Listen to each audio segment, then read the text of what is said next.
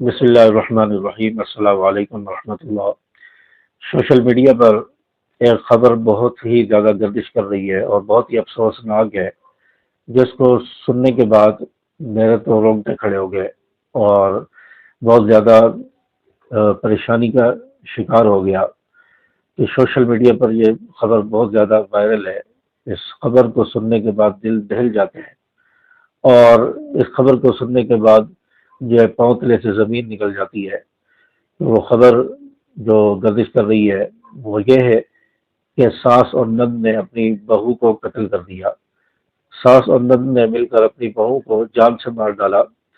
صرف جان سے نہیں مارا، بلکہ اس کے لاش کے ٹکڑے کیے، اس کے سر کو جسم سے علیحدہ کیا، گردن سے علیحدہ کر دیا، اور اس سر کو بھی انہوں نے چولہے پر جلائے رکھا تھا کہ شناخت پر مٹایا جائے۔ اس کے بعد جسم کے اعضاء کے ٹکڑے کیے اور اعضاء کو جو ہے نالی میں، ندیوں میں بہا دیا گیا۔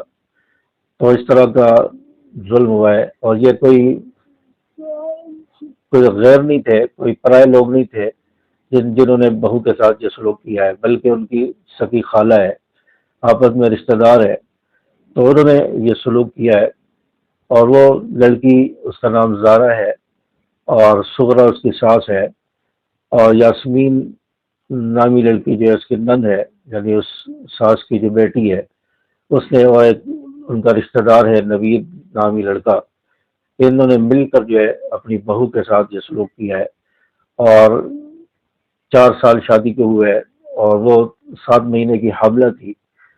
اس کے باوجود انہوں نے اتنا زیادہ اس کے ساتھ ظلم کیا، اور یہ خون کی ہولی کھیلی گئی۔ اور وجہ اس کی کیا تھی؟ کہ ایک حسد تھا، جلن تھی کہ اس کا شوہر، یعنی اس لڑکی کا شوہر، وہ باہر ملک میں ہے، اور وہاں سے وہ پیسے بھیجتا تھا لڑکی کو، اپنی بیوی کو پیسے بھیجتا تھا، زارا کو۔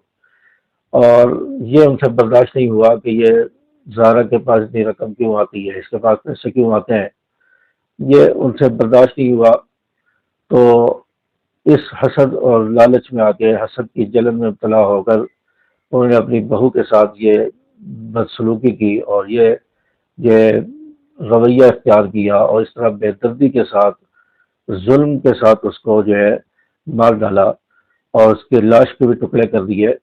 اتنے زیادہ بغض اور دعوت تھی، اتنے زیادہ دشمنی تھی، تو اس کی وجہ حسد ہے۔ تو یہ مال و دولت کی وجہ سے جو رشتے ہوتے ہیں، یا مال و دولت کو دیکھ کر جو شادیاں کی جاتی ہیں، اس میں یہ بہت زیادہ دیکھنے کو ملتا ہے کہ مال و دولت کے لالچ میں، حسد میں آ کر لوگوں نے ایک دوسرے کو قتل کر دیا، ساس اور بہو کو قتل کر دیا گیا۔ یہ واقعات ملتے رہتے ہیں۔ اللہ کے آپ علیہ الصلوۃ والسلام کا فرمان ہے کہ انسان رشتے 3 4 چیزوں کو دیکھ کر کرتا ہے: عورت کی حسب نسب کو دیکھ کر، اس کی مالداری کو دیکھ کر، اس کے حسن و جمال کو دیکھ کر، اور دینداری کو دیکھ کر۔ آپ صلی اللہ علیہ وسلم نے فرمایا کہ اس کی دینداری کو، اخلاق کو دیکھ کر رشتہ کرنا چاہیے۔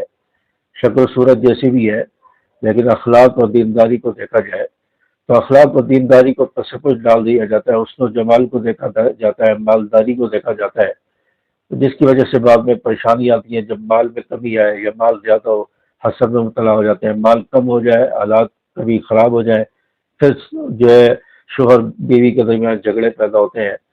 تو آپ علیہ الصلوۃ والسلام نے ان جھگڑوں کا حل یہ بتایا ہے کہ نہ عورت کے حسب نسب کو دیکھو، نہ مالداری کو دیکھو، نہ حسن و جمال کو دیکھو، بلکہ اس کے اخلاق کو دیکھو، دینداری کو دیکھو، دینداری کو دیکھ کر رشتہ کیا جائے۔ تو اس میں بہت زیادہ حکمتیں ہوتی ہیں۔ آپ صلی اللہ علیہ وسلم کے فرمان میں بہت زیادہ حکمت ہے۔ چنانچہ مالداری کو دیکھ کر رشتہ نہ کیا جائے، حسب نسب کو دیکھ کر نہ کیا جائے، بلکہ اخلاق، اور جو ہے انسان اخلاق کو اور دینداری کو دیکھ کر جو ہے رشتہ کرے، اور اس سے بہت زیادہ فضیلت ہوتی ہے۔ حسن و جمال کبھی ماند پڑ جائے، اور اسی طرح پیسے کبھی کم ہو جائیں، تو دینداری تو انسان کے اندر ہے، دینداری تو عورت کے اندر ہے، تو اس کی وجہ سے رشتہ جڑا رہے گا۔ آپ صلی اللہ علیہ وسلم کا ارشاد ہے۔ بہرحال یہ واقعہ ہوا، یہ بہت افسوسناک ہے، سوشل میڈیا پر گردش کر رہا ہے، اور ہمارا حکومت سے بھی یہ مطالبہ ہے، اور رشتہ داروں کا، خاندان والوں کا بھی یہی مطالبہ ہے کہ ان لوگوں کو کیفر کردار تک پہنچایا جائے، ان کو قانون کے مطابق سزا دی جائے، اور ان لوگوں کو انصاف دیا جائے جن کی بیٹی زہرا اس واقعے میں ماری گئی ہے، اس کو مارا گیا، اس کو انصاف ملے۔ اور یہاں تک کہ اس لڑکے کا، جو اس لڑکی کا شوہر ہے، اس نے بھی کہا ہے کہ مجھے ایسے ماں باپ نہیں چاہیے، ان کے بھی ٹکڑے ہونے چاہیے، ان کو بھی سزا ملنی چاہیے۔